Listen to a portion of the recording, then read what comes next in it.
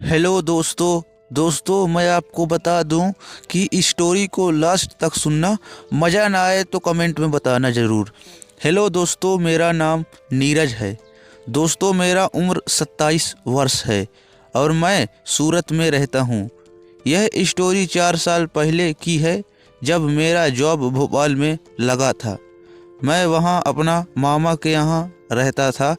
उनके पड़ोस में एक घर था जिसमें 4 लड़कियां रहती थी। चारों बहनें थी, जिनमें से मझली बहन बहुत ही मस्त थी, एकदम गोरी और ज़्यादा बड़ी भी नहीं थी, मोटी थी बढ़िया।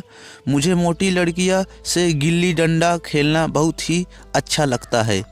कोई भी उसे देख ले तो उससे गिल्ली डंडा खेलने का मन हो जाए। उस लड़की से एकदम कोई भी फिदा हो जाए। उजाला बंदी थी। शाम को अक्सर मैं छत पर घूमा करता था। मैंने देखा कि वो लड़की मेरी तरफ देखकर हंसती थी, तो एक दिन मैंने भी उससे उसका नाम पूछ लिया। उसने अपना नाम श्रुति बताया। उसने मेरे से मेरा नंबर मांगा, तो मैंने उसको अपना नंबर दे दिया।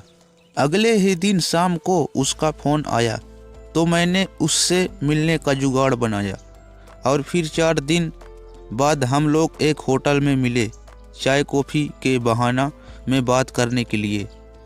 वहाँ मैंने बातों बातों में ही उसे अपने मन का बात कह दिया, तो उसने बोला कि सोचकर बताऊंगी। अगले दिन हम फिर मिले शाम को। मैंने उससे जवाब पूछा तो उसने हाँ में जवाब दिया। मैं बहुत खुश हो गया। तभी मैंने उसके होठों को एक पप्पी दे दिया और वो मुझे भी एक पप्पी दे दी। मैं मन ही मन बहुत खुश था।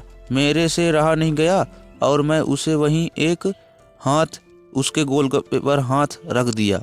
क्या क्या गोलगप्पे थे, एकदम बढ़िया, बहुत मज़ा आ रहा था।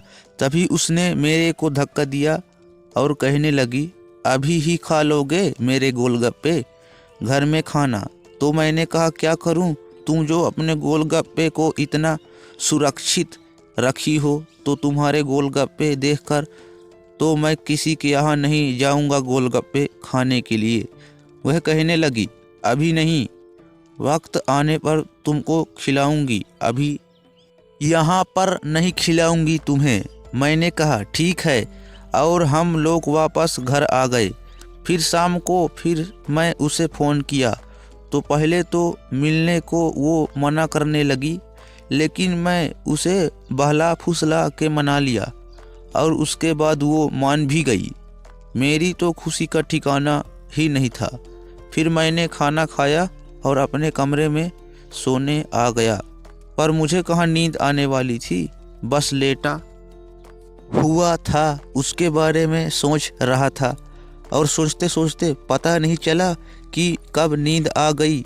फिर अचानक मुझे अपने दरवाजे पर किसी की आवाज़ सुनने को लगी। मैंने देखा तो श्रुति मेरे सामने खड़ी हुई थी। मैं तो उसे देखता ही रह गया। इतने में वो बोली, अंदर आने को नहीं कहोगे मुझे क्या? फिर मैं बोला, हाँ हाँ यार, अंदर आओ।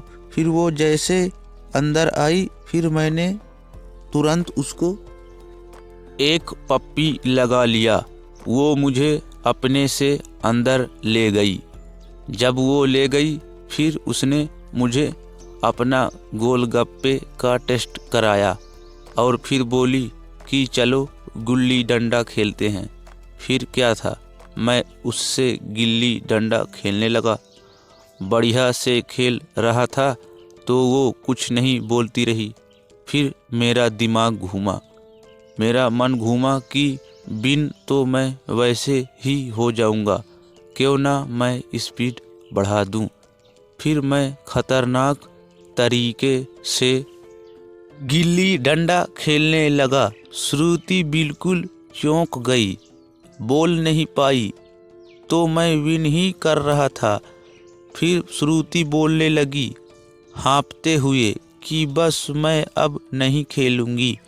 मैं उसका बात को नहीं सुना और लगातार खेलता रहा। 1 से 1.5 2 घंटे तक मैं खेला।